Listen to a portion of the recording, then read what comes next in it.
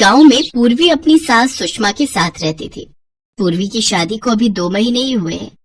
उसका पति प्रवेश शहर में दिहाड़ी मजदूरी का काम करता है। शादी के महीने भर बाद ही प्रवेश शहर काम के लिए लौट गया, जबकि पूर्वी गांव में ही अपनी सास सुषमा के साथ रहने लगी। एक रोज, अरे करम चली, ना जाने वो कौन सा मनहूस समय था जब मैं अपने बेटे के लिए तुझे ब्याह कर ले आई। तेरी माँ ने तुझे खाना तक बनाना नहीं सिखाया, ना तो सब्जी में नमक है और ना रोटी गोल है। पता नहीं कहाँ से हमारे पल्ले पड़ गई। सुषमा अपनी बहू से कभी खुशी नहीं रहती थी। वो हमेशा उसे किसी न किसी बात के लिए ताने देती ही रहती थी।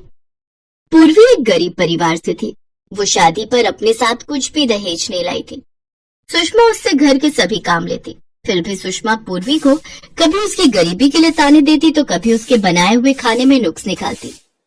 बेचारी पूर्वी इन सबसे बहुत दुखी रहती थी। और फिर एक दिन, अरे नास पिटी, ये तूने कैसा खाना बनाया है? सब्जी जली हुई है और कच्ची रोटियां हैं। तेरे मायके में खाते होंगे ऐसा खाना, मेरे यहाँ तो नहीं चलेगा, समझी? चल निकल जा मेरे घर से।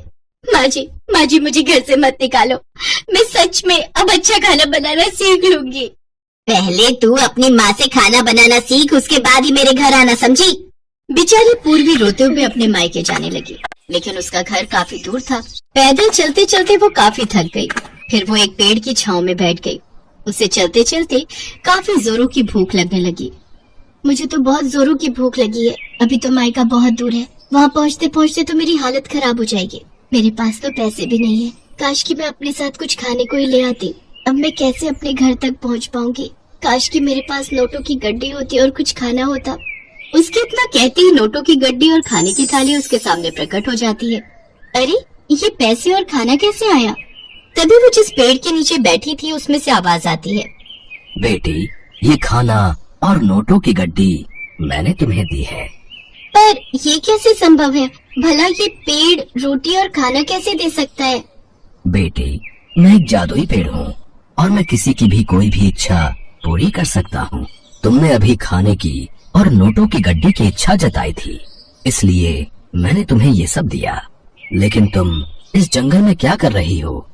तब पूर्वी ने अपनी दुख भरी दास्तान उस पेड़ को बताई।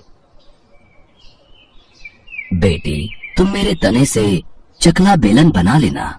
मेरे तने से बना हुआ चकला बेलन भी जादुई ही होगा। उस पर अपने आप ही रोटियां बनने लगेंगी।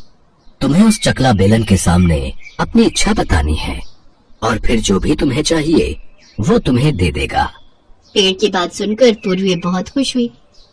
उसने पहले पेट भरकर खाना खाया और फिर उस पेड़ ने उसे अपना तना दिया।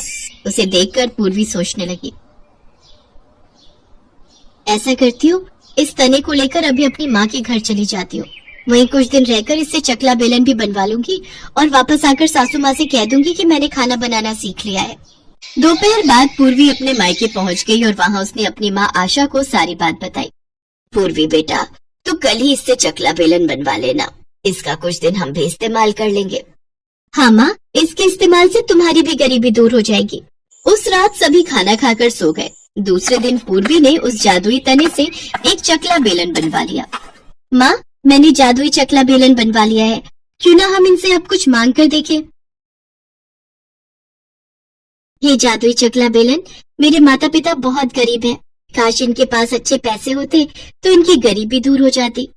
पूर्वी के इतना बोलते ही वो जादुई चकला बेलन अपने आप चलने लग जाता है और देखते ही देखते उस जादुई चकला बेलन से काफी सारे पैसे और सोने के गहने निकलकर बाहर आ गए। हे राम, इतने सारे सोने के गहने और पैसे! बाप रे, मैं कहीं सपना तो नहीं देख रही। अब देखना माँ बाबा, मैं हर रोज आपके लिए चकला बेलन से पैसे मांगूंगी। बेटी, अब तेरी वजह से हमारी गरीबी दूर हो जाएगी। पूर्वी जब तक अपने मायके में थी वो हर रोज जादुई चकला बेलन से पैसे मांगती और वो चकला बेलन उसे रोज ढेरों पैसे देता। वो सारा धन पूर्वी अपने माता पिता को दे देती है। इससे कुछ ही दिनों में वो लोग काफी अमीर बन गए और एक दिन, माँ बाबा, मुझे यहाँ आए हुए काफी समय हो गया, अब मुझे अपने ससुराल जाना होगा। ठीक है बिटिया, लेकिन वहाँ तू अपना और इस जादुई चकला बेलना का ख्याल रखना। पूर्वी के माँ बाप ने उसे काफी सारे कपड़े, सामान और गहने देकर विदा किया। अपने साथ सारा सामान लेकर पूर्वी अपने ससुराल पहुंची। पागल महारानी, इतने दिनों से अपने मायके में पड़ी हुई थी, अच्छे से खाना बनाना सिखाया तेरी माँ ने या नहीं? आप चिंता मत करिए माँ जी, अब मैं सब काम अच्छे से सीख गई हूँ। मैं अच्छी सब्जी और जो रोटी बनाना भी सीख के आई हूँ। ठीक है, अब इस थैले में क्या है? जी वो माँ बाबा ने आपके लिए कुछ कपड़े और सामान भेजा है।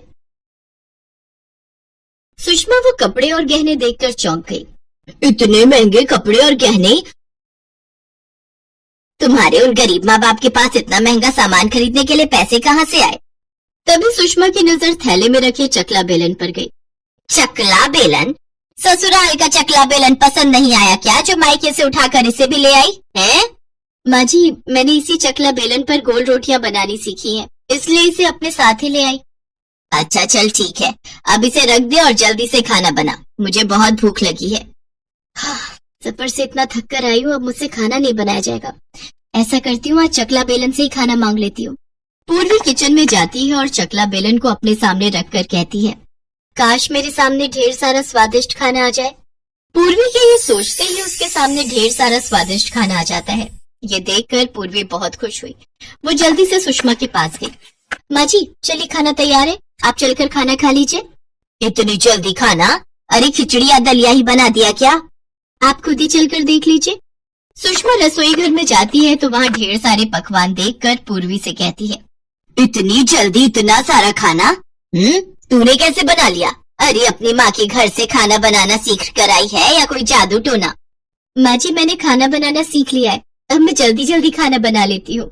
सुषमा को अपनी आंखों पर बिल्कुल भी विश्वास नहीं हो रहा था, लेकिन उस दिन उसने भरपेट खाना खाया और फिर पूर्वी से बोली, बहू खाना तो तूने बहुत ही अच्छा बनाया है। चलो घर से निकालने का कुछ फायदा तो हुआ कि तूने अच्छा खाना बनाना सीख लिया। फायदे तो मुझे बहुत हुए सासू माँ। इस तरह पूर्वी अपने जादुई चकला बेलन से जब भी खाना मांगती, उसके सामने झट से खाना बनकर आ जाता। ऐसे ही कुछ दिन बीत गए और फिर एक दिन प्रवेश वापस अपने गांव आया। क्या बात है जी, जब से आप आए हैं दुखी लग रहे हैं। क्या बताऊं पूर्वी, शहर से आते वक्त सोचा था कि तुम्हारे और माँ के लिए कुछ कपड़े और कुछ सामान ले लूंगा, लेकिन सच कहूँ तो जो भी मजदूरी मुझे मिलती है उसमें तो मेरा किराया, खाने पीने का खर्चा, साथ में तुम लोगों के लिए जो खर्चा भेजता हूँ वही निकल पाता है। उसके बाद तो बचत के नाम पर कुछ भी नहीं बचता। आप परेशान मत होइए जी, अब हमें पैसों की कोई परेशानी नहीं होगी और अब से आपको मजदूरी करने की भी जरूरत नहीं पड़ेगी। ये तुम कैसी बातें कर रही हो पूर्वी? अगर शहर जाकर मजदूरी नहीं करूंगा तो तुम्हारा और माँ का गुजारा कैसे चलेगा, घर खर्च कैसे चलेगा? पूर्वी ने प्रवेश को जादुई चकला बेलन की सब बात बता दी, साथ ही उसको ढेर सारे पैसे भी निकाल कर दिए। और ये सब करते हुए उसकी सास सुषमा ने उसको देख लिया। ओह, तो ये राज है इस जादुई चकला बेलन का। इसके इस्तेमाल से ही पूर्वी इतना बढ़िया खाना बना रही थी, साथ ही ये तो ढेरों पैसे भी देता है। मुझे जल्द ही इस जादुई चकला बेलन को चुराना होगा। रात को मौका मिलते ही सुषमा वो जादुई चकला बेलन चुराने जाती है तो बेलन अपने आप हवा में उड़ते हुए सुषमा की पिटाई करने लगता है।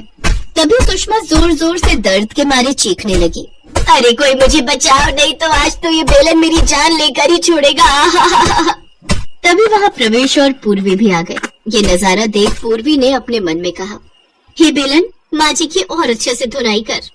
बस फिर क्या था, सुषमा की अच्छे से धुनाई होने लगी और पिटते पिटते सुषमा बेहोश हो गई। पूर्वी जल्दी से इस बेलन को रोको, नहीं तो आज माँ मर जाएगी। फिर पूर्वी ने अपने मन में कहा, हे बेलन रुक जा। प्रवेश और पूर्वी ने सुषमा की मरहम पट्टी की। इस हादसे के बाद सुषमा को सबक मिल चुका था, साथ ही उसने कसम खाई कि वो चकला बेलन को कभी हाथ नहीं लगाएगी।